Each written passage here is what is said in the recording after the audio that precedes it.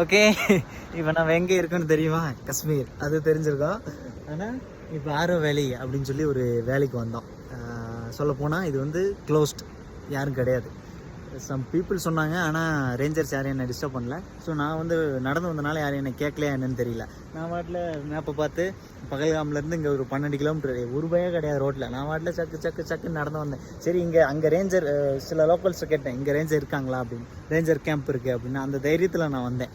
வந்துட்டு போய் நான் அந்த ரேஞ்சர்கிட்ட கேட்டேன். அப்புறம் ஒரு ஆளாக ஒரு 5-6 பேர் வந்து என்னை விசாரித்து விசாரணை நடத்தி அப்புறம் மெயின் ஆள் ஒருத்தர் வந்துட்டார், அந்த கேம்போட ஹெட்டு.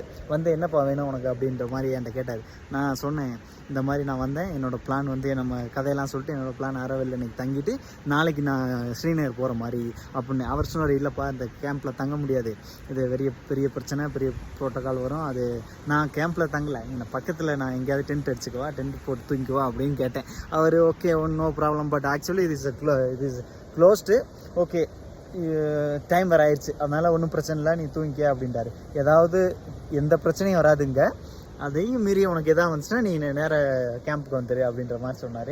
ரொம்ப நன்றி அப்படின்னு சொல்லிட்டு வந்தேன். அங்கேருந்து ஒரு 1.5-2 கிலோமீட்ரு நடந்து வந்துக்கிட்டு இருந்தேன். ஒருத்தவங்க 4 பேர் வந்து என்னை கூப்பிட்டாங்க, வா அப்படின்னு. அவரை வேகமாக போனேன். நான் அந்த நம்ம 30-39 கிலோமீட்டருக்கு நான் அவனை முன்னாடி 11 மணி போல் பார்த்தேன். நீ என்ன இன்னமா நடந்துக்கிட்டு இருக்க அப்படின்ற மாதிரி கேட்டார். ஆமாம், நான் இங்கே தான் வந்தேன். சரிவா, நான் அவனை கூப்பிட்டு போகிறேன், அவனுக்கு பெஸ்ட்டு பிளேஸை கூட்டிகிட்டு போய் காமிக்கிறேன் அப்படின்னு சொல்லிட்டு இந்த இடத்துல என்னை கூட்டிகிட்டு வந்து விட்டுட்டாங்க. சுற்றி மவுண்டைன்ஸ் நடுவுக்குள்ள நம்ம டென்ட் பிச் பண்ணிட்டு, அவங்க லோக்கல்ஸ் ஏன்னா ஒரு 20-30 கிலோமீட்டர் தான் வந்து இங்கே. இப்போ இங்கே நான் கொஞ்சம் பேர் இருந்து லோக்கல்ஸ் தான், இப்போ யாரும் கிடையாது. அப்புறம் வில்லேஜஸ் இருக்காங்க, அங்கே எங்கே தண்ணி பிடிச்சிக்கிட்டு இருக்காங்க, அவ்வளோதான். இப்போ நம்ம மட்டும்தான் இருக்கோம் அந்த வேலையில், ஆரோ வேலையில்.